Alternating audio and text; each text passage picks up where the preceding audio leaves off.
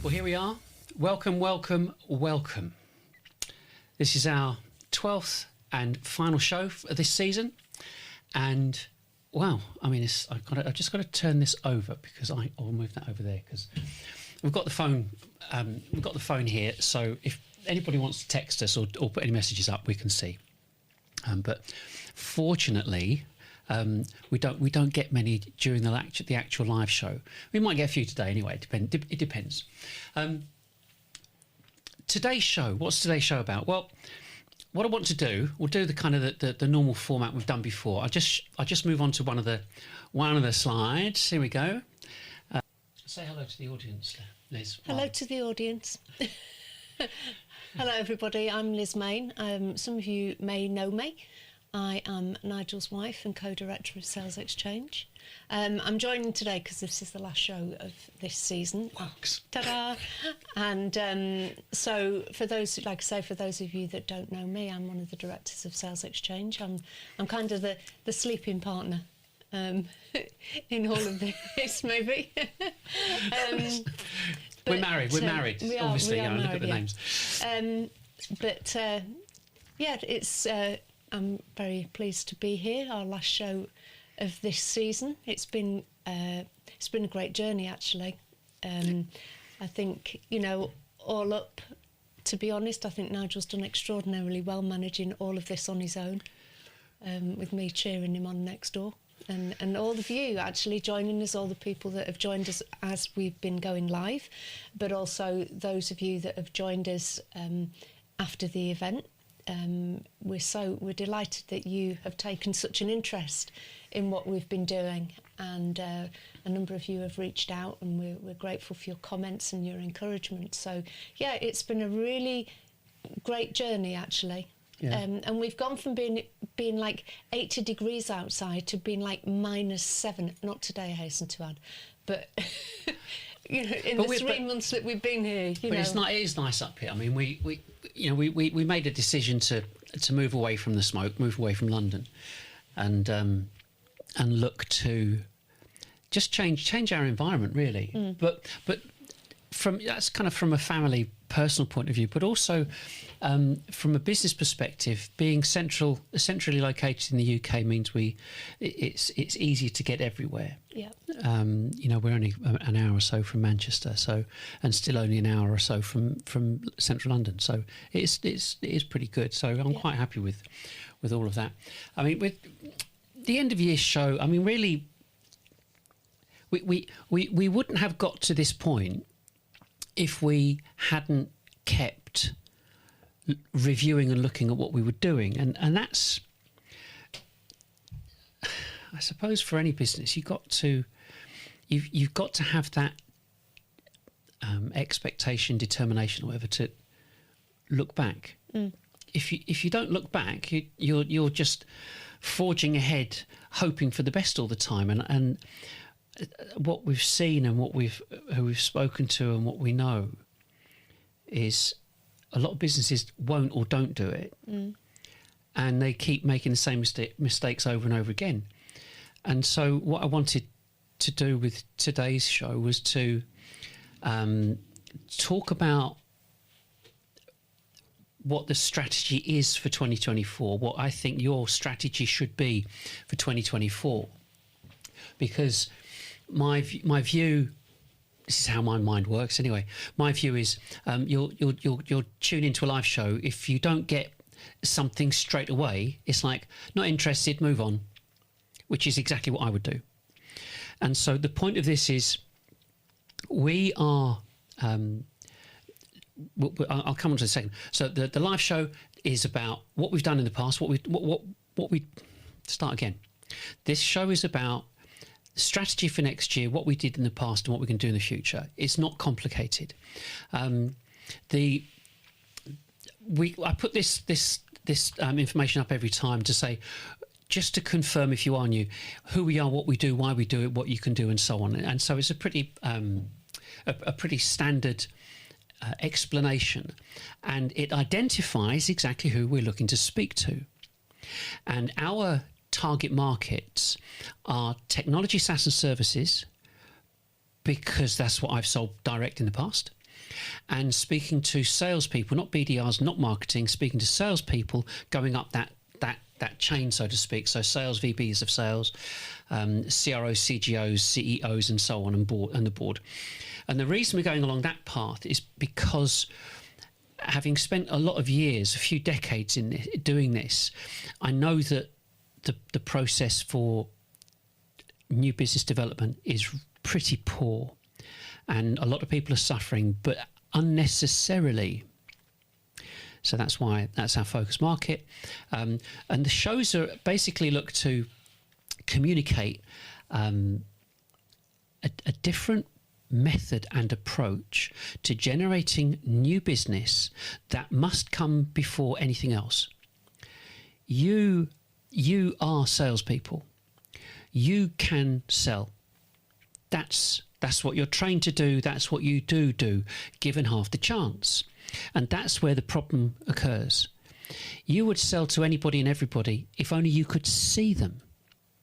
And your problem is you don't see enough people. Well, that's been said of salespeople for years. But nowadays, you have to wait on marketing. The expectation is that marketing is going to give you the leads. And that's why we've created a complete, total reworking of everything to do with generating new business before you get in there. So it's not to replace you. It's to do all of that work that you actually expected to happen. Now we've done it. Now we've cracked it. We've cracked the code, sussed it all out, whatever you want to call it.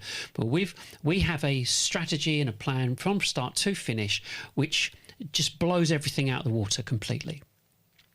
And so, finishing with we've done the who and the what, the when, where, why, and how is you should change your strategy if you're not getting the levels of business that you want. We've already told you where we broadcast from, and we do a live show to not. We could record this not live and say it's live and just stream it, but that wouldn't be true. That would be false. And so you probably heard me shout out, we've got a minute to go, and I forgot to put the mute on. But the point of doing this live is because there's no editing. It's a big deal. Telling someone to go and do a live show is just sit there and do it and talk. This is not complicated, yeah. But to say go and shoot a video and then edit it and cut it together and then put the sound and do this and do, that's when it starts getting properly complicated and very difficult for people to be able to process having to do that in replacement of something else. So that's why we do it this way around. So we're going back to here. So that's what we are. In terms of communicating with us, you can go if you're watching us on LinkedIn. You can go to my go to this event. I think at the bottom of the stream, you can see where you can make comments and so on. But there's my number for text, and you can email as well. And one of the critical things that we put across is that we want you to remain anonymous. It's really, really key, because if you want to find out about something, well, I know that you can read and write and use your phone. So if you want to contact us, you will, which people do in your own time. I don't need to know who you are, because I know you want to remain anonymous in the same way that I want to remain anonymous if I go and look at anything which flies in the face of everything that marketing are doing. So we'll come back to that. So our strategy 2024, I'm not going to take a long time going over it, but the point is that it needs to be pretty straightforward. So, we've got. I'll just put this just so as you can see it and read it more easily. You've got the simple part of this, which is helping prospects learn. And if you don't help your prospects learn how to buy from you, why should they engage with you? And so part of this is saying, I have to read this down here. How do you go about that process of helping them learn? Well, it might seem straightforward, but actually it's not, because it involves changing the information that you have. And so step one is to review and update your content. And the reason you have to review and update your content is because most companies have very short or thin content. They produce multiple blogs throughout the month and think that that information is sufficient. When you realise what Google do and how Google function and operate, you realise that that's not enough. Google recognised that educational type sticky content needs to be between 2,000 and 6,000 words long. But as a B2B, you don't need loads of it. You just need enough. And so that's why it needs to be reviewed. Once you've reviewed your content, you need to get feedback, and it needs to be improved. And it can be improved. You know, you could look at the structure. You could look at how you're presenting it, how you're selling on paper. You know, salesmanship in print. And the bottom line is, and here this is the key factor: marketers don't sell. Marketers are admin. They're not salespeople. You are salespeople. You sit in front of the customer. You see the whites of their eyes. You close the deals. They don't. And that's the critical problem. They are, to us, and the way that we look at this, marketing are completely unimportant. They serve no function, unless they want to get involved with doing this. But what they've done over the past 20 years not served any company at all. And we'll come on to that a bit later. The next part is promoting your content, not your product. And the reason I say that is because if your prospects want to learn about you before they buy from you, you have to tell them that your content exists in the first place. And we have a strategy called Social 444. And we're actually, I mean, I've put here 10-10-4. 444 is 4 adverts 4 times a day over 4 weeks and repeat. We've now got 10 adverts going out. I'll come back onto that. But it's looking at producing adverts that can be posted. And then you can say, have a look at our content. And I also think what you need to account for here with this promoting the content is that you've got people that, you know, you've already got followers on your LinkedIn profile on your company page.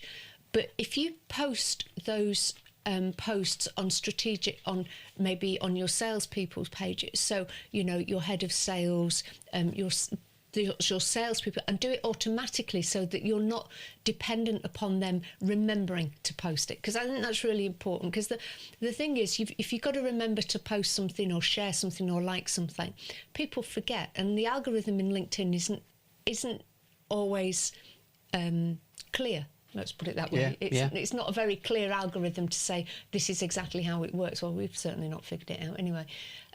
So if you put it on other people, on your salespeople's individual profiles, then you'll get like an exponential growth out of that. So, you know, you can do 10 pieces of content, but those 4 pieces of content will be multiplied by however many people. So if you put it on 4 salespeople's profiles, then you'll get, I think it'll be 16. But then there's also the thing about so we send ours out, so it goes out on mine, goes out on yours, goes out on sales on the company page. So that's 3. So we've got 3 that it goes out on.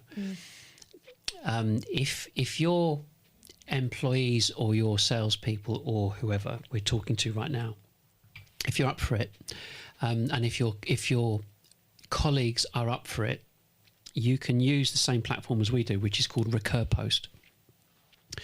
And we create multiple graphics, just a picture with some text like a meme and some more text in the description and a link. That's it. Okay, and we post those every day and repeat.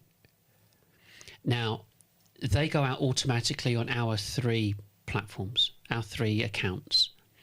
And you can have multiple accounts that this information will go out on, and it's automated. And you think, well, okay, so what? But the critical thing is, it's advertising content to help educate. If you're saying, here's the product, buy the product, buy the product, buy the product, people get fed up of it. Buy the product, or learn about how this product can make you a fortune. Learn how this product can do X, Y, and Z in your company. And that's the point. That's kind of the critical thing about all of this, is that business owners, they're not stupid. They don't need someone to tell them how to run their business. But if you're communicating with them on the level and saying, look, we've got this information, really useful. We've had great feedback from this. It's helped a load of people. Have a read. It's already got your contact details on the back of it. You don't need to pester them to phone them up and say, did you like it? Can I help you? Because they're busy running a company. And this is the whole point. We'll come on to some of these points in a bit, but getting back to the information that's sent out, you know, we've spent time working using stock images and AI and graphics and video. So all of these things feed into creating interesting graphics or attractive posts that people will understand they're actually promoting content, not a product. And it's really, really important, because you as salespeople, you speak to directors, you speak to decision makers, you speak to CEOs. Just happen in passing, just ask your marketing people, when was the last external CEO they spoke to that they weren't employed by? Just asking. Yeah? Probably never. And that's why there's this critical and fundamental problem within new business development, is because marketing are constantly driving a consumer-orientated strategy that doesn't work. And that's why you've never got the levels of business and levels of leads and information that you've always wanted. Simple as that. The final part, which is really kind of key, I'll show you on this one. The final part there is step 3, is about your database. And if you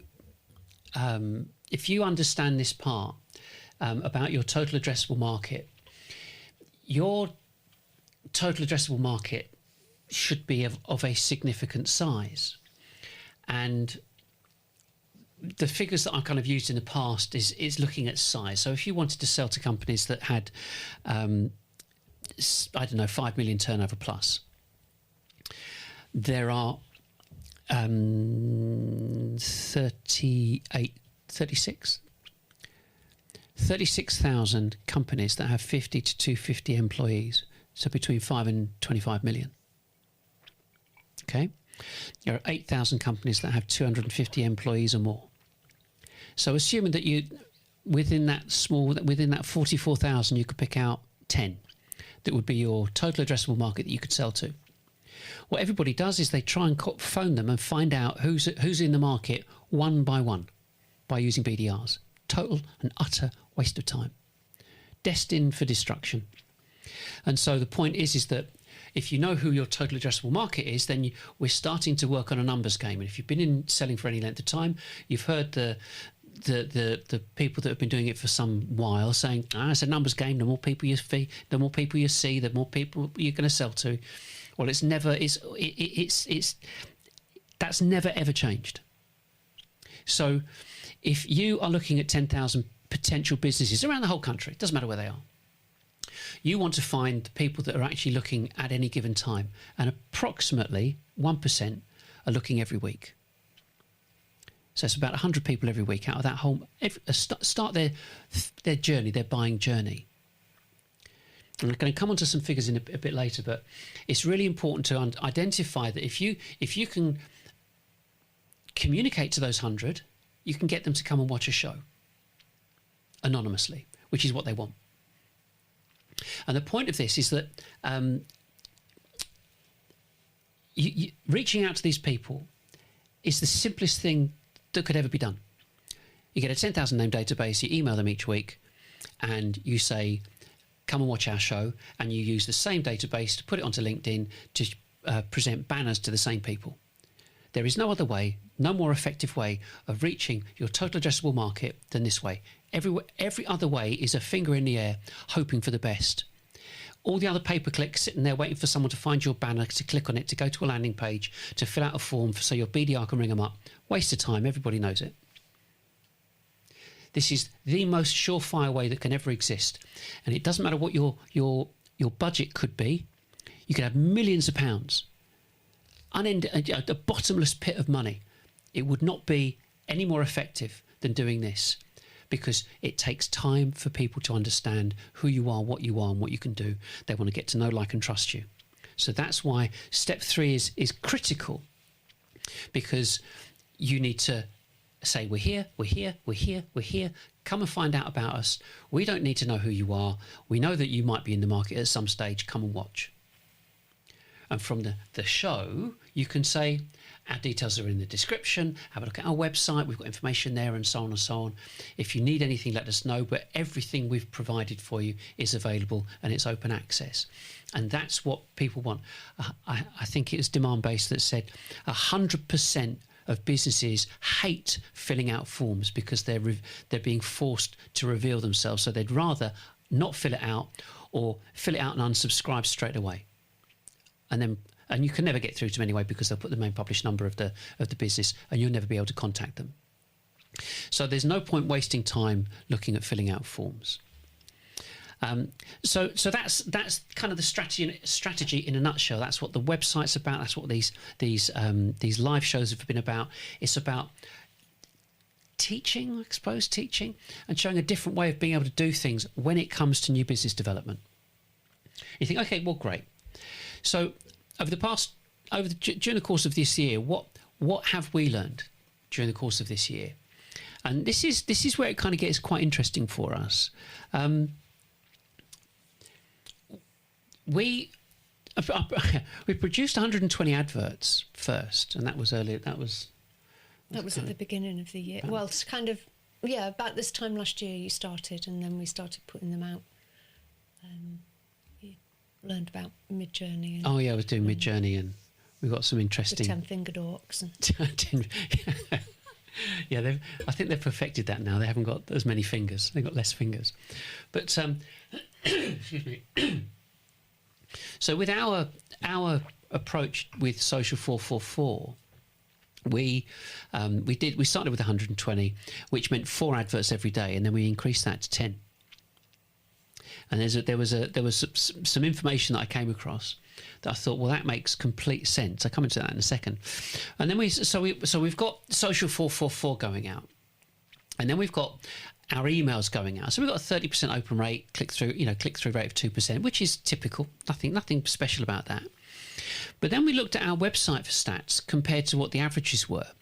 And the time that people spent on site was like 3.5 minutes.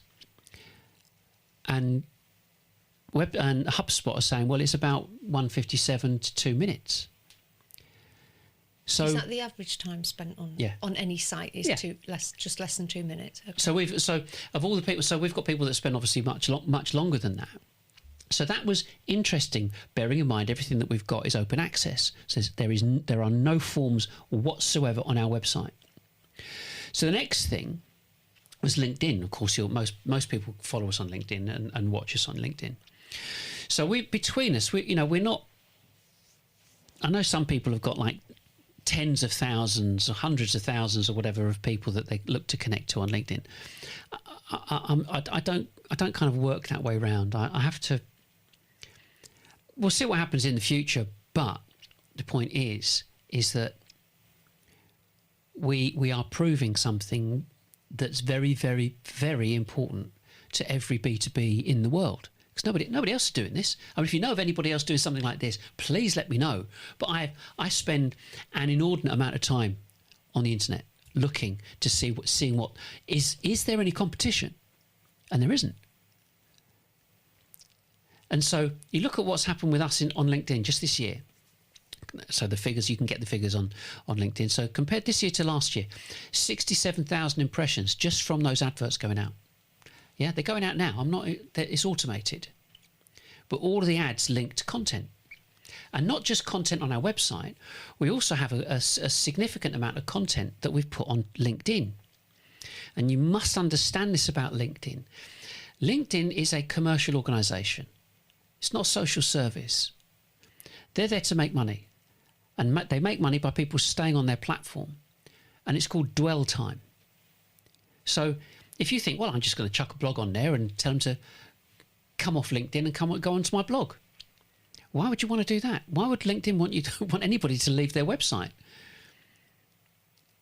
So clever algorithms go, oh, well, we'll let a few go, but we're not going to do a lot. But the flip side is, put all your content on LinkedIn, keep people on LinkedIn. LinkedIn are happy for people to click around within their platform. You have to think about this, because you can put all your content, you can put loads of content on there, and you keep people there. They don't need to go to your website. Your website is a repository for content. That's it. Don't worry about clicks, people going through it, unless you're trading from it. That's a different matter. But if you want to educate your audience, use LinkedIn. So you can see impressions up 3,000% on 2022. Engagements up 5,750% on the previous year. That's a lot. Yeah, got these different mice around here. That's a lot. So in terms of these live shows, which is what we're endorsing, we're promoting everything else. So we look at the live shows, 11 live shows, nearly 1,100 views. And to put that into context, yes, we've got them on LinkedIn, we've got them on YouTube, and we convert them to podcasts. So the thing is that if you have in your company a team of BDRs trying to find people who might be interested, we both know it takes that you might get one a week from your BDRs, maybe. They'll make 60 calls a day. That's it.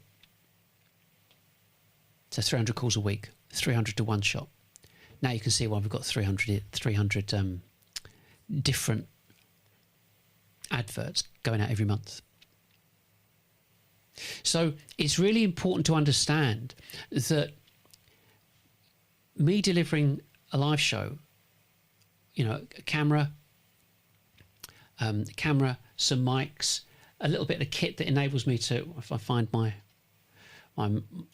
little bit of kit that enables me to do things like this, put this information on the screen and so on. 100 people a week.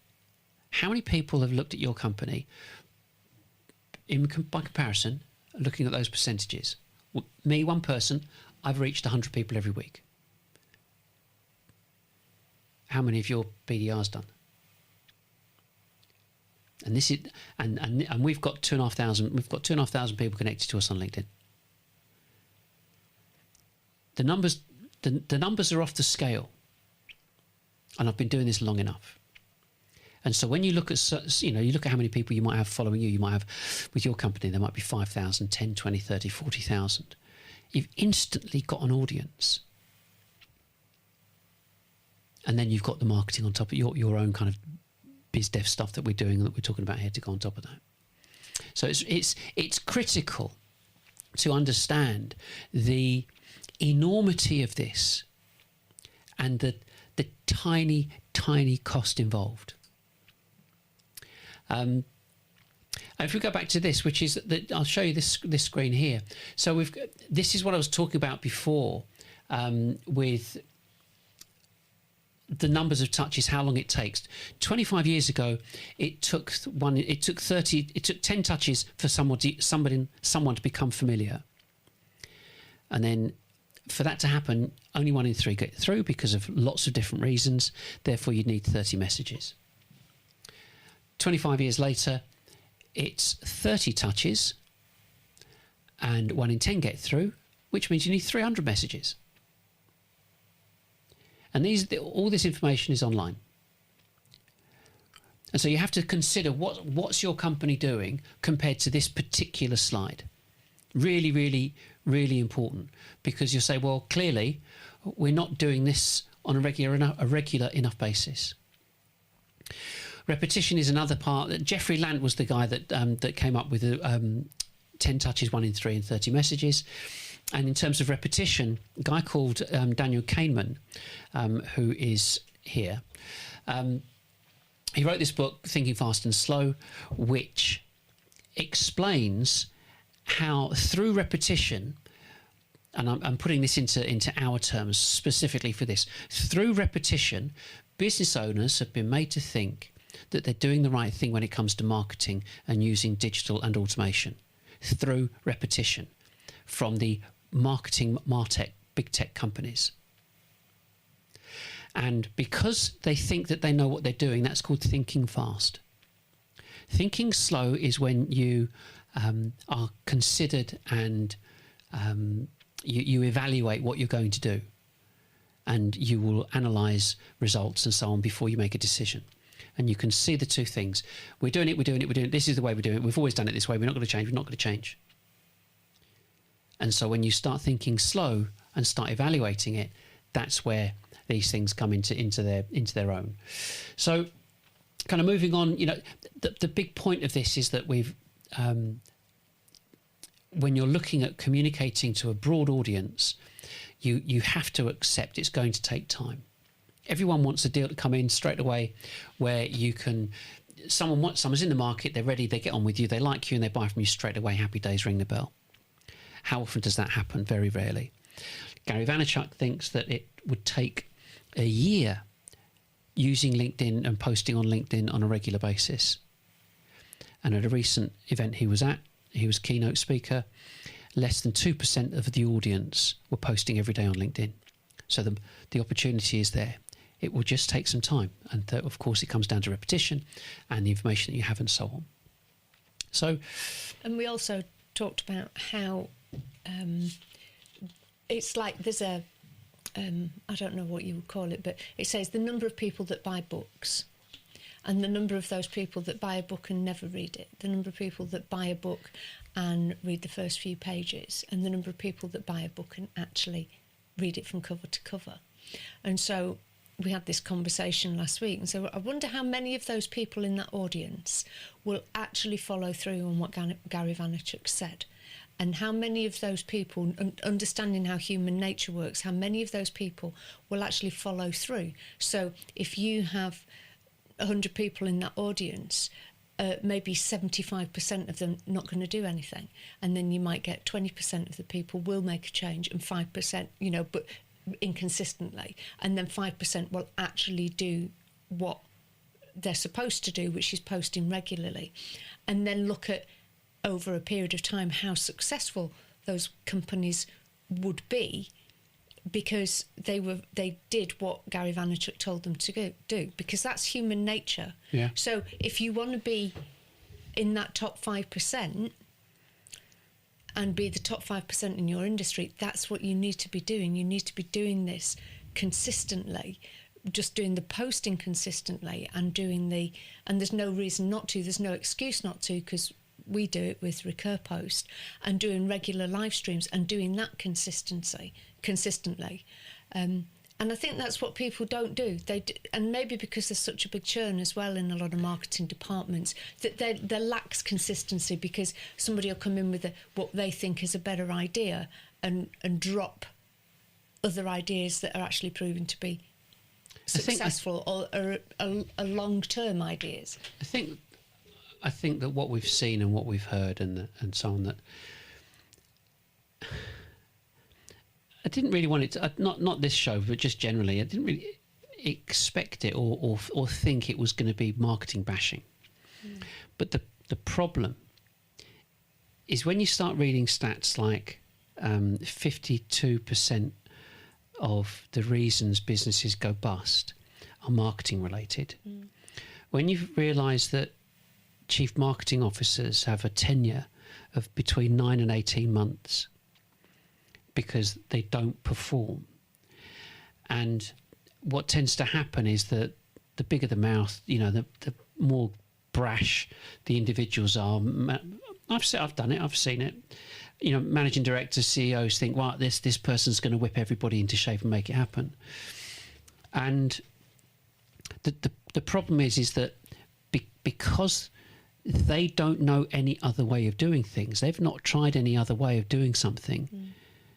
It's kind of like being bigoted, isn't it? It's like I'm going to dismiss it and almost ridicule it.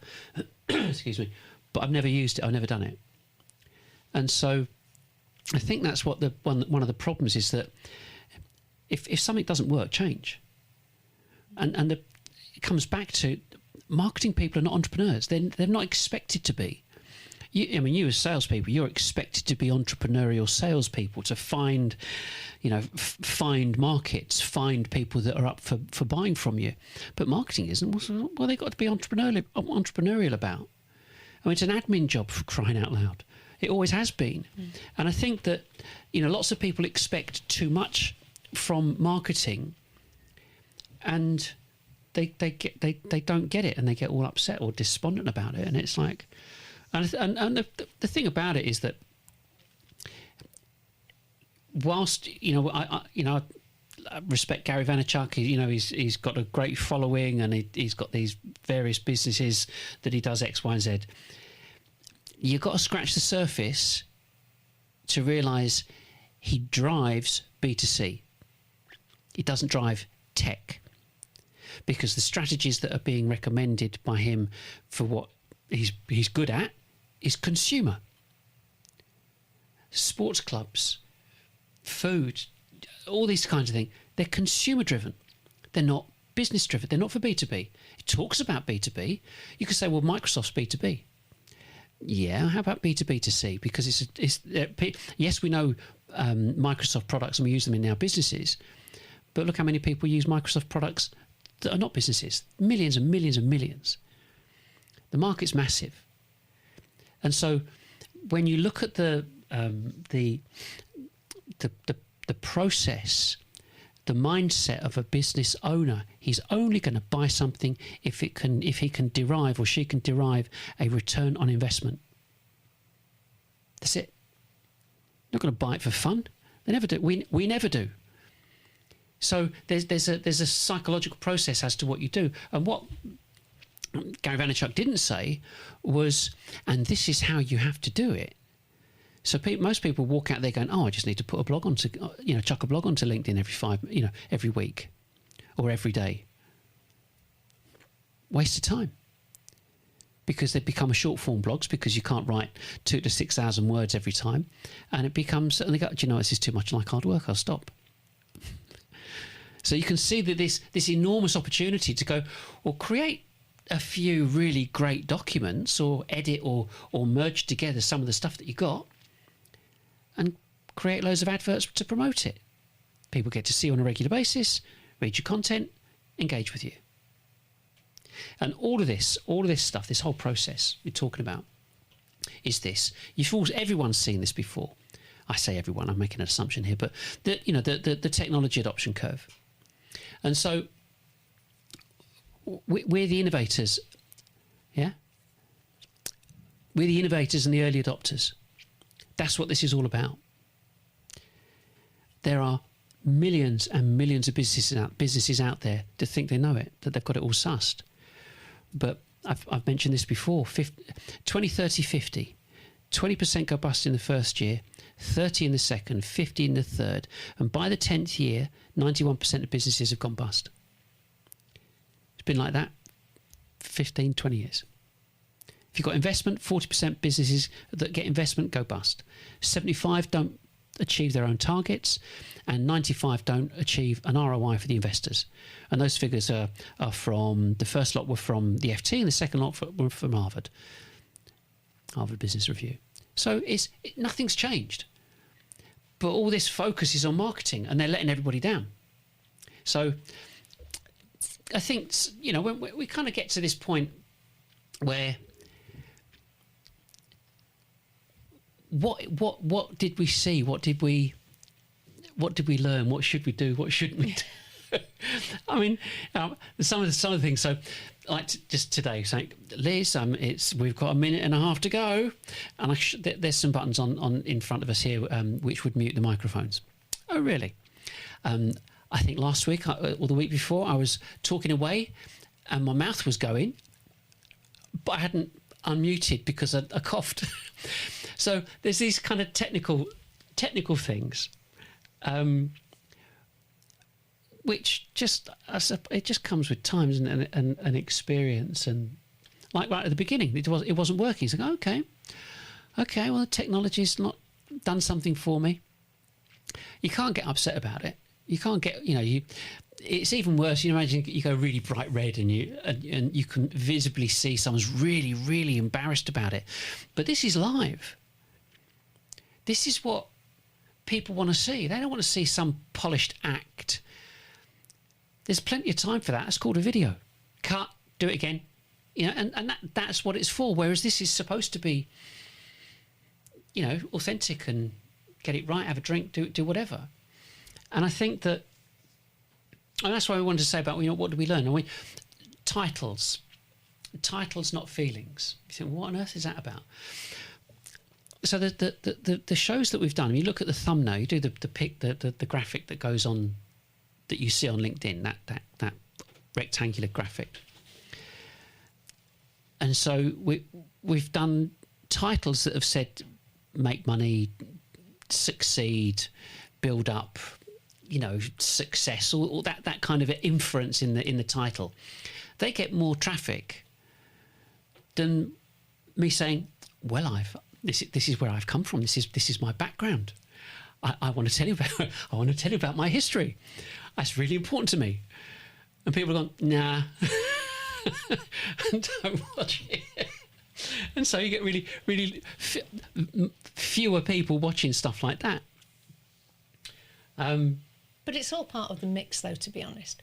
Oh. I mean, you've got to be, you know, this is where the rubber hits the road, I think, doing a live stream. Because I think it's about authenticity. It's about it's not just about being able to reach your audience, but it is about being able to reach them in that authentic way, which means they see who you are, and you're talking to them, and you'd like to have a conversation with them, but sometimes it doesn't quite work that way. But that's not to say that it wouldn't work that way. No. You know, if you've got a flood of questions coming in. But the point is the authentic side of it, and doing it live. And I mean, when we first got our cameras about 5 years ago, we were trying to do videos, and we have some very hilarious moments. They weren't hilarious at the time, but when we look back, and it was like we were on a massive learning curve in terms of how to produce a video. And the thing is, it's specialists that do video, because there's so much more to it than you can even begin to imagine. We could have a good bash. I mean, you're looking this way. You're looking this way, and that way there's a lot of kit and sliders and cameras and everything else. We're very familiar with it now, but we weren't when we first started it. We were on a big learning curve. But I do think it's about that authenticity. And you know your customers. You know the types of people that you're selling to. You know the types of things that will appeal to them. And that's really important, because you as salespeople, you kind of get a feel for the types of, you know, the people that you like to sell to, the people that you don't like to sell to, the people that give you feedback, the people that don't, you know, and they're all part of that mix. And so, you know, the titles are important, but then you know your audience, you're going to know what appeals to them. And one of the things that you can do, because of the nature of all of this tech, so you do a live show and you get a certain amount of people watching, you go, okay. Redo it, as in you can restream the live show and reschedule it and change the title of it. So it was recorded live, completely live, but you restream it, and that's, lots of people don't know that's a thing. You know, you watch things you watch things a second time on television. Why not watch a live show again? Change the title. The same with your content. You know, when I was saying before about reviewing your content, it's not just not talking about punctuation and grammar. I'm talking about the structure of it. What's it called? What was it called? You're not changing your URL, you're changing the title of the article. Google expects you to do that. The software's designed for you to do that. It will re-crawl you once you do something to the page. And so that's why, you know, we still have to work with certain digital parameters and understand what has gone in the past. A bit like pay-per-click. People think pay-per-clicks are pretty straightforward. I mean, heard the horror stories about pay-per-click. Think about this, and this is really important for how you visualize your business development from a pay-per-click perspective. So we've got we know companies that look at selling to larger organizations, whether it's a billion turnover plus or whatever. But whether it's Fortune 500, Fortune 100, it's irrelevant. But just bigger companies. I did an analysis of all of the a certain type of software company, BPM software companies that were less than $1 billion turnover, and their average turnover per person per annum was 144 grand. And so, looking at the sizes of businesses and what businesses are doing is critical. So then you look at who they want to sell to, and not just them, but any company. So it was a few weeks ago, and I came across a company that was looking to sell to Fortune 500s. Fine, nothing wrong with that. There's 500 of them, and they're spending like over 10 grand a month on pay-per-click. So, pound a click. There's 10,000 people clicking on their adverts every month, annually. Yeah, 120 grand a year. So if you think, okay, your target market, there's 500 companies that you're going after, and you're getting 10,000 clicks every month, and the salespeople are saying, we've got no leads. Yeah, you have to think about what I've just said. It's critical you think about what I just said. So you've got a budget of 120 grand, 10 grand a month, 10,000 clicks per month, and your target market is 500 companies.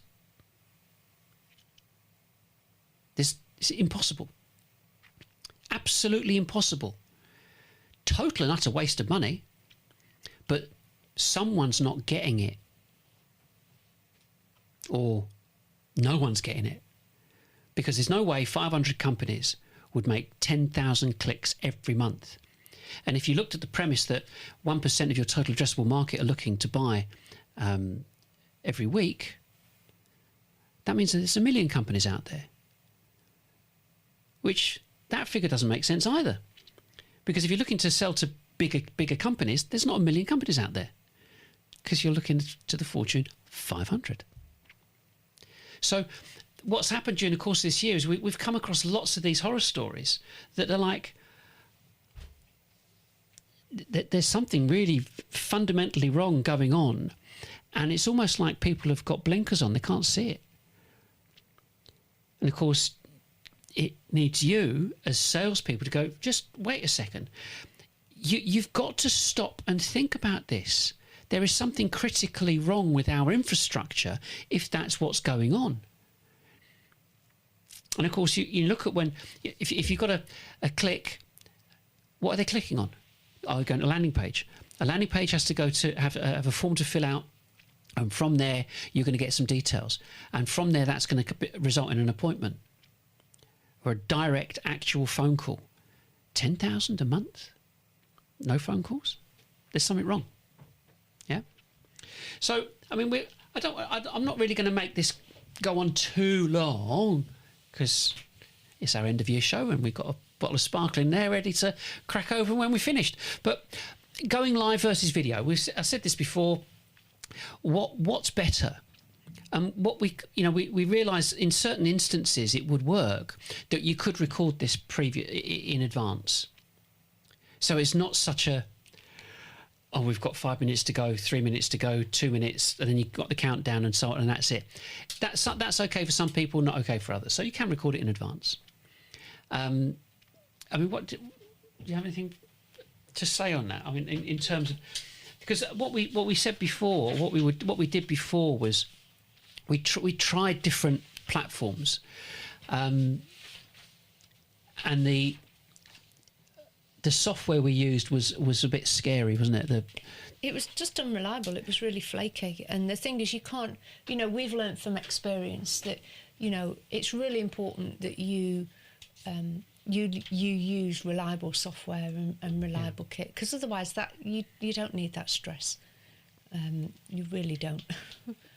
And especially if you're not new, whether you're new at it or not, you should learn it beforehand. But nevertheless, when you've got software, when you even like this, because we've got different component parts with this setup, the processing is distributed, which means it's not just reliant on a Mac. Other components have their own processors, which means that there's a far less load on the machine. And so we went kind of through different iterations of what we were doing. I'm looking at this because what I don't want to do, not that I can, because I'm really shy about talking, and I talk for England. I think one of the other points in terms of the going live in video is just the consistency. You see this on television and so on. If you watch any of the like the One Show and Graham Norton, all that, the same, very very much the same format on a regular basis, and people kind of get used to that. They get used to that format. But I suppose there is only one thing about looking to change it up. And we'll come on to that in a bit for what we've got planned for next year. But it's important that you do have a space. So I've got this space, and so I just turn the devices on and I'm ready to stream. Whereas before, we had to reorganise a lot of things, and Liz had, we were sharing an office at the time, and it didn't really work well. But this is great because we've got not a bespoke office. What's the word? Dedicated office.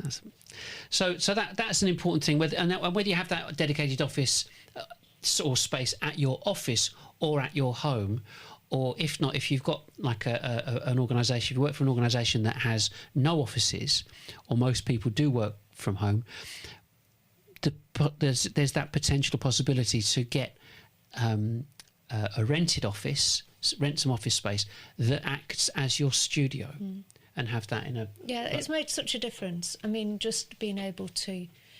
it's made a difference to me because I don't have to decamp somewhere else for the duration of the show, but because it's more than that, because, if you were to see how much kit there is, it takes up quite a bit of space.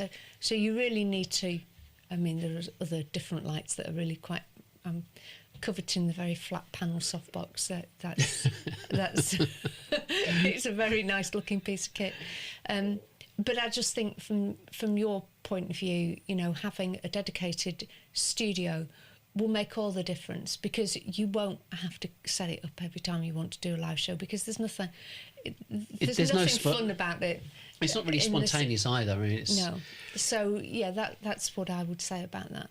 Yeah, and I think the preparation. I'm looking for. I was kind of, when you're doing it, but I've got this thing going on in my head that wow, 12 shows, 3 months, and I have Friday off and start thinking about it on Saturday and Sunday and Monday and send this out and set this up and do this and do that, and sometimes you forget to do something and so. But the point is that it gradually becomes second nature, and it takes up time, and it takes one person to do this. So that's all you have to consider. You once it is all set up, and it is set up here, you're not going to just get 2 people to sit down and go, well, it's been an interesting week, isn't it? What should we talk about? You're not going to do that. You're going to say, right, well, we're going to talk about this. We're going to have this plan. We're going to have this scheduled, and that's helped a great deal in our kind of preparation for it and thinking about it. So you finish one show, and because we planned this in advance, we finished that show 1. We were already thinking about show 2 and 3 and 4, and what would that be relevant for show 2 or show 3 or whatever. And I think also what has happened is you've built up a bank of slides. Yeah. You probably have this in your own sales decks anyway, that you build up a bank of slides, and you can use those slides to talk, as use those slides as a prompt like Nigel does it here. Rather than reading from the slide, he talks about the slide, which obviously is the best sales technique. We don't want death by PowerPoint. But you've built up a bank of slides that you can talk about. Because I think what you'll find is that people may tune in for a period of time, as in they might tune in for the first 2 or 3 shows, and then they will have established in their minds a relationship with you, because they will have been watching you talk and you will have touched on some topics that are interested in them, and then they might dip in a little bit further down the line because they're still connected with you on LinkedIn. They're still seeing your emails, so when something pops in that they think, oh, that would be really interesting, I'd really like to know how they do that, and then you can participate. So I think that's what is so good about the live streams, is because you can join, or your prospects can join when they want to, without having, without it being a webinar, which you saw that person in the top corner with the dreadful camera and the terrible audio, No, but that's not the same, is it? I mean, these look like proper. But the thing is, we've all been on those terrible webinars, and they don't look good. They're not the right. When you think of the quality of what we have here, the quality of this is nothing. Webinars are nothing in comparison to this. The thing is, this is what they call prosumer, but this is proper broadcast quality. That it's no different whether you're. The camera's bigger, so what? Not that much bigger. The lens is probably the same. The technology and the switching is the same. So I think what you will be really surprised how much this setup costs, as in how small it is. Yeah. But it's just that your marketing people don't know about it. Yeah. I mean, it's... And I think what we've also learned is about having your ducks in a row. The conversations that we've had with different people since we started doing the shows, actually, like during the course of this year, and the things that have happened during this year, like Google's really helpful not content update. Yeah. Because that's impacted so many people, so many businesses, whether they're and content creators, because now Google is saying, well, we don't like your content, so we're not going to promote your content, which means that anything that you're doing SEO-wise is extraordinarily hit and miss. And if Google don't like it, they'll skip over you. The thing is, people have to understand Google. That's why you need to promote it yourself and not rely on SEO, because it will only increase, because Google will be able to recognise whether something's created by AI and may reject it or whatever. So whilst you can use these tools, you've got to be promoting your own content in your own space and have control over it. I think that's really what we've learned, because earlier on in the year we were checking how many articles were indexed on Google, and then suddenly it dropped off a cliff, and everybody was complaining about it. So, to elevate your business above your competition, and not just above your competition, the people that you don't even know your competition, and I know Nigel's touched on this, other B2C, other consumer brands, that you're competing with these consumer brands to get dwell time, to get dwell time, to get eyeballs. eyes on your content. You've got to make sure your content is kind of above and beyond, and the half a dozen paragraph blogs don't cut it. It doesn't cut it, and it doesn't cut it with Google, and it doesn't cut it with your customers either. You've got to realise that they're not looking for. I do a lot of research, and I get really cheesed off. I get really cheesed off when I've gone to the trouble of researching on the website, and then I might read a blog and it's like 4 paragraphs. What am I going to learn from 4 paragraphs? Yeah. It doesn't help me in what I do. So you've got that part, which is they've produced 4 paragraphs and it's not helped you. They've produced 4 paragraphs and Google has said that content is not good enough for their customers, not yours, their customers. And in that scenario, I'm Google's customer, and I'm trying to access this get information. But what I just want to be clear about this, that if a company produces content and you put it on your website and you want Google to index it before they will display it on the search engine page, search engine page results, if you want to get on page 1, 2 or 3, Google has to index it, has to crawl it and index it. So it looks at your content before it posts it, before it indexes it and presents it. If your content's not good enough and it's got other content that's as good as or better, why does it need yours? It's not bothered about your content. They're not running a social service. They're running a profit-making organisation that wants to influence people to keep using them as a search engine. And therefore, they get repetition through delivering accurate content on a regular basis. If you've written a 4-paragraph blog and it's not been indexed, how on earth are you going to communicate to your audience if you're relying on SEO? Even when you've got these people coming around going, "Oh, we'll do SEO for you." Get out of here. Waste of time and money. In the same way that pay-per-click can be, because who's clicking on it? Who's clicking on it? How do you get 10,000 people every month? I'm not going to go down that rabbit hole. But doing it this way says you've written your content, you've read it between you, you've given it to certain customers or people that could read it for you and tell you would they add or subtract, what do they think. Now you've put that great piece of content on your website and created 20 adverts including videos and graphics and so on, and you're promoting that to your specific identified target market. That trumps SEO and pay-per-click, and it costs pennies.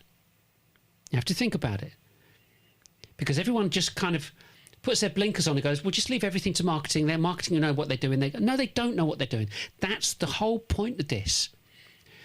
Either I'm really, really daft, and where's this guy telling everybody marketing don't know what they're doing? Yeah, that's right. Bring them on. Yeah, bring them on.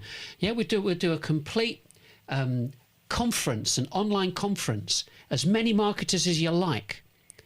They are damaging your business. And if you don't say or do anything, you will fail. Because nobody's saying you can't sell, except marketers. But you just need the opportunity to go and do that. Soapbox off. Step down, Mr. May. So bad content is everywhere. And as I said before, the thing is that, I mentioned this earlier on, marketers don't get to meet CEOs. They don't get to meet decision makers. Everything they do is hypothetical. That's a fact. So they don't test, they don't research, they don't ask what do people think of their content. They're not analysing the content in conjunction with analytics to see how many people are reading and how far down the page they're actually reading. These are all stats that and information that you can get from Google Tag Manager. Anybody that knows about Google Tag Manager knows I'm saying the right thing. So what the content that's out there is really pretty bad. And that's why salespeople need to start looking at content. It's not for you to go and write it and become a copywriter. It's to look at the content and think, would someone buy something from us if they read that? You've got to be as critical as you like, or as you can be. I think that there is not an abundance of leads. No company has got an abundance of leads. And this is what, and I think that I said about step one about reviewing the content. It has to be, and it is the most important first stage, because once you've got that information crystallized and ready, it means you can refer people to it. It doesn't matter what you do, you can refer people to it every single time. That's the foundation of the business, is educational content for prospects. And I think that overall, regarding the whole thing to do with live stream, what people have been told in the past, business owners want their businesses in lights. We all do. But it's time to take a different approach to this and say, well, actually, who cares? Nobody cares. The only thing that prospects want to know is, can you educate me? Can you show me why I should buy your product and the impact that's going to have? And if you go to some reasonable lengths to teach them and show them, they will buy from you, because that's how you buy. Got to think about it. Ask your CEO, if you're not a CEO, ask your CEO, what was the last thing you bought, and why did you buy it, and how did you buy it? And most of the things are consumer related. When was the last thing the company bought? What did it do? Why did it do it? You have to go through this process, because it's just been left to marketing to make all these assumptions. Let me just have a quick look at my notes, because we are coming into the next part, which is what we've got planned for next year. Yes, we've talked about content, we've talked about ChatGPT and so on, and we used that. I'm very interested what's happening anyway. I mean, we can say, well, let me go on to the next one here. I'll get the right one up here now. There we go. Take that off. Graphics and videos, behind the scenes, all this kind of stuff. This is what we've got. This is what we're planning next year. Social 444. We've been using graphics, as I said. But what I don't know is how effective video is doing the same. So instead of just having graphic adverts, having video adverts. I mean, I've done a few. We've got about 18 different adverts already that are lined up to go out. But I did the first one last week, which was using. There are thousands, tens, hundreds of thousands of templates that are available that are for use for Instagram and Facebook. So using these templates, you can create really interesting, kind of moving, colourful, sound-based videos that are only a few seconds, up to 30 seconds long, to promote your content. Here are the pages. Here, this is what it's about. Learn this, do this, have a look at this. Free download, no blah blah blah blah. So you're actually creating a moving, talking, music-based advert to promote your content. Nobody's doing it. And then because you can process these in exactly the same way as your graphic ads and post them every day. I mean, you go back to that technology curve. Who's doing it? No one. So what I want to do is do it first and say, wow, we've had 12 months of doing it this way, and now look at it. Look at what we've got now. Because no, I don't come across anybody that is actually looking to do research into new business development for tech, SaaS and services. Because they're all being paid to do their jobs already. Why should they look at research? If you're paying someone 70 to 150 grand a year, why are they going to research something different if they're getting away with it? So it's quite something. It's kind of the new frontier, the last frontier, to get challenged on, because then did this work versus that work, and so on and so on. But we'll find out. We have to find out, and it takes time to get all that together. That's why we're having a break. We'll get those done, and then we'll come back early part of next year and say, here we are. Have you seen these? This is what we've done. This is what we've got. This is what people react or responded to. The other thing was creating behind the scenes stuff. I think for some people they're not interested. Some people are really interested, and there's quite a lot of technology in front here that you can't see. I'm not so sure if we would just keep doing kind of training videos, because I think there's a bit too much. You need to have the system or something set up for yourselves. Yeah, you need a bit of hands-on, don't you? You do, and I think that we do workshops and things like that, but I think it's probably more out of interest than anything else, to say we did this, or if we go, you know, when we're doing stuff at other people's offices, setting up a GoPro and just seeing how we go about it and so on. Yeah. I think we're going to do that. And what we're going to do between now and then is we're going to restream these series, these two main series that we did.